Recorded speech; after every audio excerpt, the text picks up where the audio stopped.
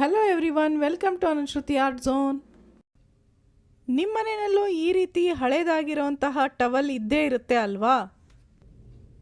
ಸ್ವಲ್ಪ ಹರಿದೋಗಿರುತ್ತೆ ಅಥವಾ ಬಣ್ಣ ಮಾಸಿರುತ್ತೆ, ಒಟ್ಟಿನಲ್ಲಿ ಉಪಯೋಗಿಸೋದನ್ನು ಬಿಟ್ಟಿರ್ತೀವಿ. ಇಂತಹ ಟವಲ್ನ ಏನು ಮಾಡಬಹುದು ಗೊತ್ತಾ? ಸಾಮಾನ್ಯವಾಗಿ ನೀವೆಲ್ಲ ನೆಲ ಒರೆಸೋದಕ್ಕೆ ಬಳಸಿರ್ತೀರ. ಅದಲ್ಲದೆ ನಾನಿವತ್ತು ಇನ್ನೊಂದು ಐಡಿಯಾ ತೋರಿಸ್ತೀನಿ ನೋಡಿ.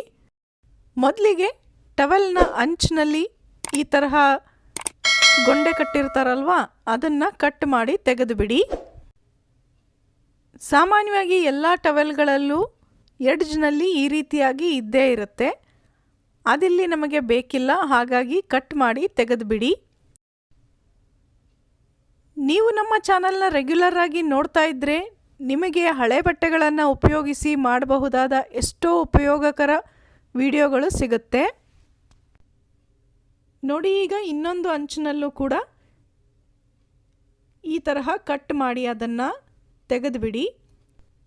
ಹೀಗೆ ಕಟ್ ಮಾಡಿದ ನಂತರ ಅಂಚಿನಲ್ಲಿ ಒಂದು ಹೊಲಿಗೆ ಹಾಕಬಹುದು, ಅಥವಾ ಟವೆಲ್ನಲ್ಲಿ ಏನು ದಾರ ಎದ್ದಿರಲಿಲ್ಲ ಅಂದರೆ ಹೊಲಿಗೆ ಹಾಕದೇ ಇದ್ದರೂ ಕೂಡ ನಡೆಯುತ್ತೆ. ಇಷ್ಟಾದ ಮೇಲೆ ನೋಡಿ, ಈ ಟವಲನ್ನು 3 ಭಾಗವಾಗಿ ಮಡಚ್ತಾ ಇದ್ದೀನಿ.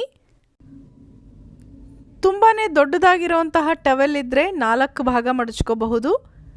ಇಲ್ಲ ಅಂದರೆ ನೋಡಿ, ಈ ರೀತಿಯಾಗಿ ಈಕ್ವಲ್ ಆಗಿ 3 ಭಾಗವಾಗಿ ಟವೆಲನ್ನು ಮಡಚ್ಕೊಳ್ಳಿ. ಈಗಿದು 3 ಪದರ ಆಯ್ತಲ್ವ, ಸ್ವಲ್ಪ ದಪ್ಪನಾಗಿ ಆಗುತ್ತೆ. ಈ ಹಂತದಲ್ಲಿ ಕೂಡ ಇದು ಸೈಡ್ನಲ್ಲಿ ಹೊಲಿಗೆ ಹಾಕಬಹುದು, ಆಗ ಇದು ಮಡಿಕೆ ಬಿಡ್ಕೊಳೋದಿಲ್ಲ. ಹೀಗೆ ನೋಡಿ, ಸೈಡ್ನಲ್ಲಿ ಎರಡೂ ಕಡೆಗೂ ಹೊಲಿಗೆ ಹಾಕೋದ್ರಿಂದ ಹೇಗೆ ಮಡಚಿರ್ತೀವೋ ಹಾಗೇ ಇರುತ್ತೆ.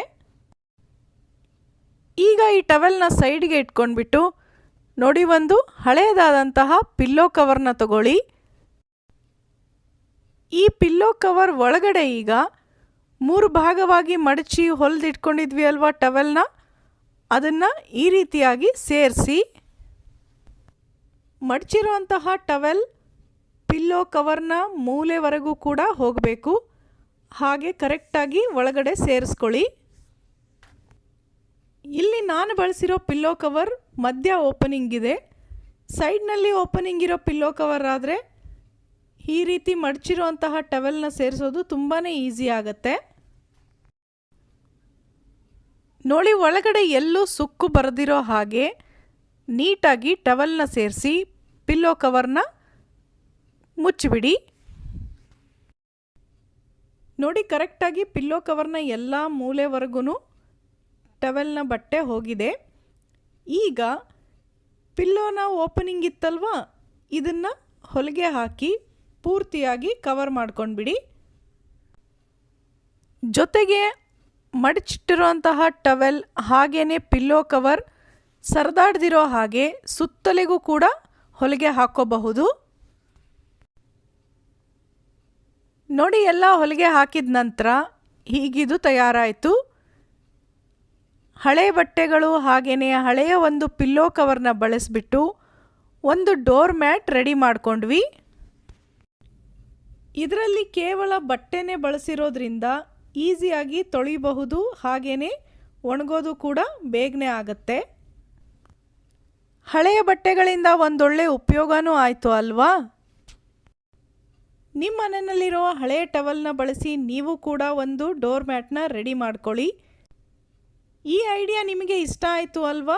ಹಾಗಿದ್ರೆ ಮರಿದೇ ವಿಡಿಯೋನ ಲೈಕ್ ಮಾಡಿ, ಹಾಗೆಯೇ ಬೇರೆಯವ್ರ ಜೊತೆಗೆ ಶೇರ್ ಕೂಡ ಮಾಡಿ. ಈಗಂತೂ ಎಷ್ಟು ಬಿಸಿಲಾಗ್ತಾ ಇದೆ, ಸೆಕೆ ಆಗ್ತಾ ಇದೆ ಅಂದರೆ ಆಫೀಸ್ಗೆ ಸ್ಕೂಲ್ಗೆ ನೀರು ತಗೊಂಡೋದ್ರೆ ಅದು ತಣ್ಣಗೆ ಉಳಿದಿರೋದೇ ಇಲ್ಲ ಅಲ್ವಾ? ಅದಕ್ಕೆ ನಾನಿವತ್ತು ನಿಮಗೊಂದು ಸೂಪರ್ ಐಡಿಯಾ ತಿಳಿಸ್ಕೊಡ್ತಾ ಇದ್ದೀನಿ ನೋಡಿ. ಈ ರೀತಿ ಫಾಯಿಲ್ ಪೇಪರ್ ಇರುತ್ತಲ್ವ, ಅಲ್ಯೂಮಿನಿಯಂ ಫಾಯಿಲ್, ಅದನ್ನು ನೀವು ಈ ಬಾಟಲ್ಗೆ ಅಂದರೆ ನೀರಿನ ಬಾಟಲ್ಗೆ ರೋಲ್ ಮಾಡ್ಕೊಳ್ಳಿ. ನೀರಿನ ಬಾಟಲ್ ಮೆಟಲ್ ಆಗಿರಲಿ ಪ್ಲಾಸ್ಟಿಕ್ ಆಗಿರಲಿ ಎರಡಕ್ಕೂ ಈ ಐಡಿಯಾ ಉಪಯೋಗಕ್ಕೆ ಬರುತ್ತೆ ನೋಡಿ. ಹೀಗೆ ನೀರು ತುಂಬಿದ ಬಾಟಲಿಯನ್ನು ಫಾಯಿಲ್ ಪೇಪರಿಂದ ಪೂರ್ತಿಯಾಗಿ ಹೀಗೆ ರ್ಯಾಪ್ ಮಾಡಿ, ನಂತರ ಇದನ್ನು ನೀವು ಸ್ವಲ್ಪ ಹೊತ್ತು ಫ್ರಿಡ್ಜ್ನಲ್ಲಿ ಇಟ್ಬಿಡಿ. ನೋಡಿ, ಹೀಗೆ ಕೆಲವು ಗಂಟೆಗಳ ಕಾಲ ನೀವು ಈ ಬಾಟಲಿಯನ್ನು ಫ್ರಿಡ್ಜ್ನಲ್ಲಿ ಇಟ್ಬಿಟ್ಟು ನಂತರ ಇದನ್ನು ನೀವು ಆಫೀಸ್ಗಾಗಲಿ ಸ್ಕೂಲ್ಗಾಗಲಿ ತಗೊಂಡು ಹೋದರೆ ಮಧ್ಯಾಹ್ನದವರೆಗೂ ಕೂಡ ಇದರಲ್ಲಿರುವಂತಹ ನೀರು ತಣ್ಣಗೆ ಇರುತ್ತೆ. ನೀವು ಈ ಐಡಿಯಾನ ಟ್ರೈ ಮಾಡಿ ನೋಡಿ. ಪ್ರತಿದಿನ ಸ್ನಾನ ಮಾಡೋದಕ್ಕೆ ಅಂತ ಸೋಪನ್ನು ಬಳಸ್ತೀವಿ ಅಲ್ವಾ? ಸೋಪ್ ಬಾಕ್ಸ್ನಲ್ಲಿ ಹೊಸ ಸೋಪು ತೆಗೆದು ಇಟ್ಟು ಇನ್ನೂ 3-4 ದಿನ ಆಗಿರೋದಿಲ್ಲ, ಆಗಲೇ ಸೋಪು ತುಂಬಾ ಕರಗಿ ಹೋಗ್ಬಿಟ್ಟಿರುತ್ತೆ. ಅದಕ್ಕೆ ನೀವು ಏನು ಮಾಡಬಹುದು ಗೊತ್ತಾ? ನೋಡಿ, ಈ ರೀತಿ 2 ರಬ್ಬರ್ ಬ್ಯಾಂಡ್ಗಳನ್ನು ತಗೊಳ್ಳಿ. ಸೋಪ್ ಬಾಕ್ಸ್ನಲ್ಲಿ 2 ತುದಿಗೆ, ವಿಡಿಯೋದಲ್ಲಿ ಗೊತ್ತಾಗ್ತಾ ಇದೆ ಅಲ್ವಾ, ಈ ರೀತಿ 2 ತುದಿಗೆ ನೀವು ಒಂದೊಂದು ರಬ್ಬರ್ ಬ್ಯಾಂಡನ್ನು ಹಾಕಬೇಕು. ನಂತರ ಇದರ ಮೇಲೆ ನೀವು ಸೋಪನ್ನು ಇಟ್ಕೊಂಡ್ಬಿಡಿ. ಹಸಿಯಾಗಿರುವಂತಹ ಸೋಪನ್ನು ಈ ರೀತಿ ಸೋಪ್ ಬಾಕ್ಸ್ನಿಂದ ಸ್ವಲ್ಪ ಅಂತರ ಮಾಡಿ ರಬ್ಬರ್ ಬ್ಯಾಂಡ್ಗಳ ಮೇಲೆ ಇಡೋದ್ರಿಂದ ಸೋಪು ಬೇಗನೆ ಡ್ರೈ ಆಗುತ್ತೆ, ಹಾಗೆಯೇ ಕರಗೋದಿಲ್ಲ ಕೂಡ. ಇನ್ನು ನೋಡಿ, ಹಸಿಮೆಣಸಿನ್ಕಾಯಿ ಅಂತೂ ಪ್ರತಿನಿತ್ಯ ಅಡುಗೆಗೆ ಬಳಸ್ತಾನೆ ಇರ್ತೀವಿ ಅಲ್ವಾ? ಇದನ್ನು ಕೆಲವರು ಇಳಿಗೆ ಮಣೆಯಲ್ಲಿ ಹೆಚ್ಚುತ್ತಾರೆ, ಕೆಲವರು ಚಾಕುನಲ್ಲಿ ಹೆಚ್ಚುತ್ತಾರೆ. ಯಾವುದೇ ರೀತಿಯಲ್ಲಿ ಹೆಚ್ಚಿದ್ರೂ ಕೈಗೆ ಮೆಣಸಿನ್ಕಾಯಿ ಖಾರ ಉಳಿದು ಬಿಡುತ್ತೆ ಅಲ್ವಾ? ನೋಡಿ, ಚಾಕುನಲ್ಲಿ ಹೆಚ್ಚಿದ್ರೂ ಕೂಡ ಎಡಗೈನಲ್ಲಿ ನಾವು ಮೆಣಸಿನ್ಕಾಯಿ ಹಿಡಿದಿರೋದ್ರಿಂದ ಆ ಕೈಗೆ ಖಾರ ಹತ್ತಿಬಿಟ್ಟಿರುತ್ತೆ. ಅದೇ ಕೈನಲ್ಲಿ ಮುಖ, ಕಣ್ಣು ಏನನ್ನಾದರೂ ಮುಟ್ಕೊಂಡ್ಬಿಟ್ರೆ ಉರಿ ಸ್ಟಾರ್ಟ್ ಆಗಿಬಿಡುತ್ತೆ ನೋಡಿ. ಅದಕ್ಕೆ ಹೀಗೆ ಕೈಗೆ ಮೆಣಸಿನ್ಕಾಯಿ ಖಾರ ಹತ್ತದೇ ಇರೋ ಹಾಗೆ ಹೇಗೆ ಕಟ್ ಮಾಡಬಹುದು ಗೊತ್ತಾ? ನೋಡಿ, ಹೀಗೆ ನೀವು ಕತ್ರಿಯನ್ನು ಉಪಯೋಗಿಸಿ ಮೆಣಸಿನ್ಕಾಯನ್ನು ಕಟ್ ಮಾಡೋದ್ರಿಂದ ಮಧ್ಯದಲ್ಲಿ ಸೀಳೋದಿಲ್ಲ, ಹಾಗಾಗಿ ಇದರ ಖಾರ ಕೈಗೆ ಹತ್ತೋದಿಲ್ಲ. ಹೊಸದಾಗಿ ಅಡುಗೆ ಮಾಡೋದನ್ನು ಕಲಿತಾ ಇರೋರಿಗೆ ಈ ಟಿಪ್ಸ್ ಅಂತೂ ತುಂಬಾ ಸಹಾಯಕ ಆಗಿರುತ್ತೆ. ಹಾಗೆಯೇ ಬೇಗ ಬೇಗ ಕೂಡ ಕಟ್ ಮಾಡಬಹುದು ನೋಡಿ. ಆದರೆ ನೀವಿಲ್ಲಿ ಅಡುಗೆ ಮನೆಗೆ ಅಂತಲೇ ಸಪ್ರೇಟಾಗಿ ಒಂದು ಕತ್ರಿಯನ್ನು ಇಟ್ಕೋಬೇಕಾಗತ್ತೆ. ಇದರಿಂದ ಮತ್ತೆ ಬೇರೆ ಏನನ್ನು ಮಾಡೋದಕ್ಕೆ ಹೋಗಬೇಡಿ. ಇನ್ನು ನೋಡಿ, ಈಗೆಲ್ಲ ಮಾಯಿಶ್ಚರೈಸರ್ ಉಪಯೋಗಿಸ್ತಾನೆ ಇರ್ತೀವಿ ಅಲ್ವಾ? ಅದು ಖಾಲಿ ಆದಮೇಲೆ ಈ ತರಹದ ಡಬ್ಬಿಗಳನ್ನು ಏನು ಮಾಡ್ತೀರಾ? ಸುಮ್ಮನೆ ಬಿಸಾಕಿಬಿಡ್ತೀವಿ. ಅದರ ಬದಲಿಗೆ ಹೀಗೆ ಮಾಡಿ ನೋಡಿ, ಇನ್ಯಾವತ್ತೂ ನೀವು ಡಬ್ಬಿಯನ್ನು ಬಿಸಾಕೋದಿಲ್ಲ.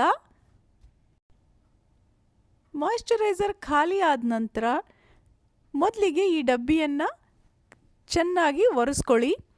ಒಂದು ಟಿಶ್ಯೂ ಪೇಪರ್ ಅಥವಾ ಯಾವುದೇ ಬಟ್ಟೆಯನ್ನು ತಗೊಂಡ್ಬಿಟ್ಟು ಹೀಗೆ ಪೂರ್ತಿಯಾಗಿ ಅದನ್ನು ಕ್ಲೀನ್ ಮಾಡ್ಕೋಬೇಕು.